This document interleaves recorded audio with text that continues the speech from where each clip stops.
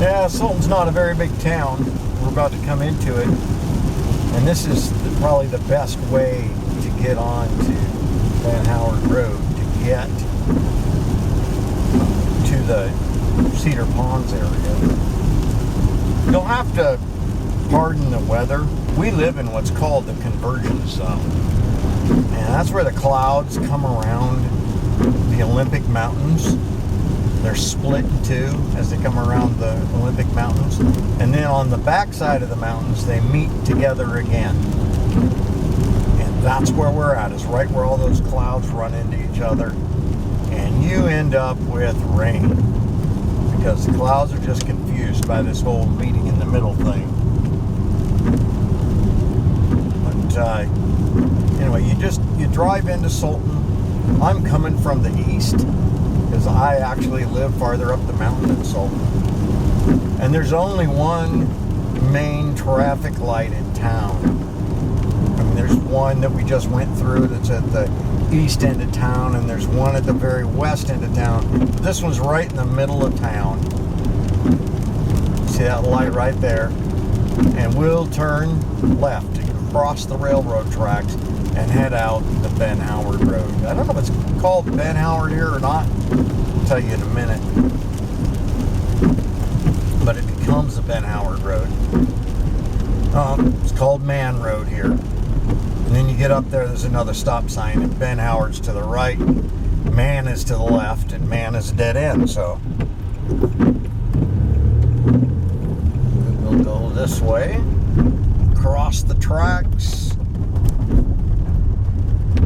and over the Skykomish River. And there's likely to be a little bit of flooding right now because there's a lot of snow melt. We're getting a weather system called the Pineapple Express. And what that is, it's part of what keeps the rainforest quite temperate, is we get a lot of wind and moisture coming from the South Pacific right up into our area, and it warms it up artificially. So pretty rarely do we get very much snow. We had some the other day, and some snow, and now it's all melting. But we're still good. I've seen this bridge underwater before. In fact, I have a video, which I'll put a link of, that has a hovercraft startup what happened right there at that intersection. And here is our other corner. This is where we will be turning on to Ben Howard Road. Ben Howard is to the right. And Man is to the left. And a lot of times right here there's water over the roadway, but not today, so we're in good shape. Ben Howard Road's this really cool, twisty, windy mountain road that goes up and down and around. And having road construction is pretty normal because trees are always falling across the road, little washouts. Here we got some kind of traffic disturbance going on. Looks like a small mudslide that they're cleaning up. And they've got us going slow, which we'll do. They're cleaning out the ditches. That's what they're doing.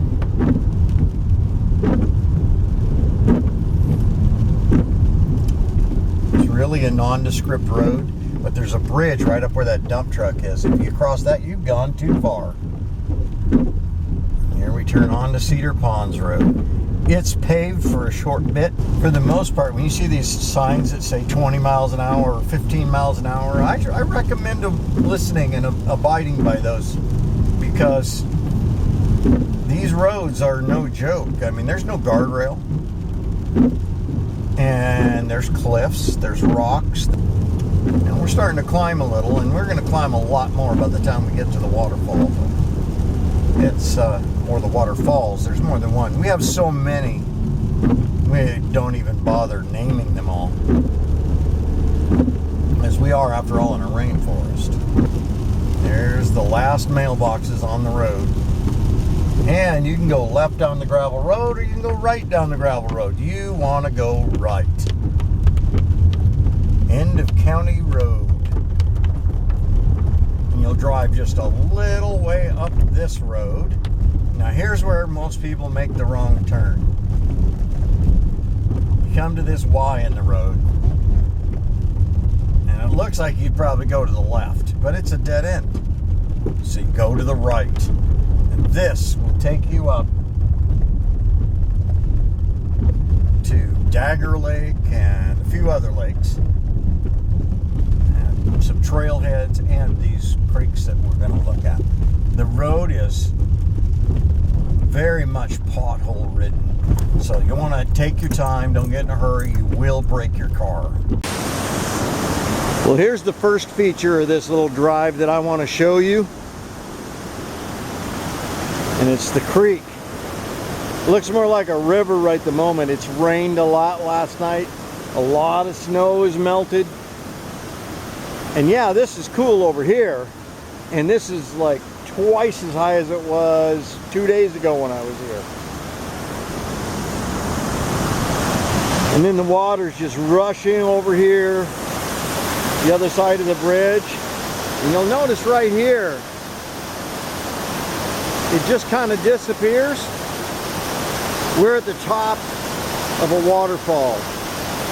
Now normally there's a trail right through here we can walk down, but right now that trail's flooded. So, and I'm not real stable on my legs right now because I tore my meniscus in my knee. So that's not gonna happen today. They have the most curious sign at this place. I gotta show this to you. It's hard to believe that they would put this sign here. I don't understand the logic here. Take a look at it. Danger, risk of drowning. You think maybe? Do people really have to be told that? Well, I guess so. But this is about the extent of the safety precautions here. You'll look at this bridge. There's no real guardrail on that bridge. And it comes up maybe a foot. Keep your car from running off the side. But other than that, it relies on your common sense to not die. So please use common sense. Okay, here we are at another location. You can kind of pull over and park here at this gate. Try not to block the gate completely in case a logger needs to get through there as they go through there. But you do, like I said, still need one of those passes. Now I was here 2 days ago filming this, and I wasn't real happy with the way the film turned out, so I came back to refilm again today. And man, what a difference a couple days make in the water flow. That is so cool. We're gonna walk along the bridge here, and I'm gonna just randomly hold the camera over so you can see this.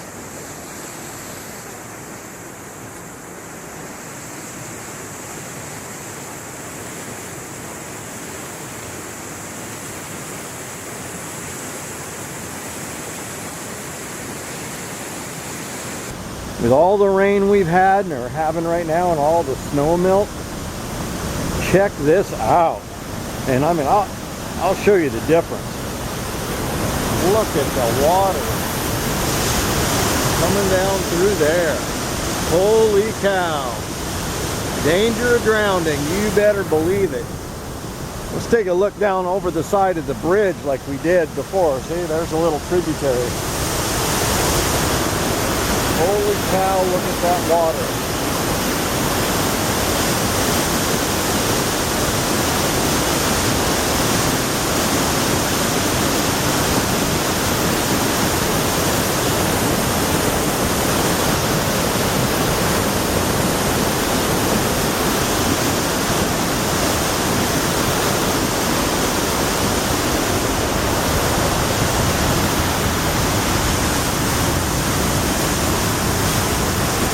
Look at the water just ripping through there.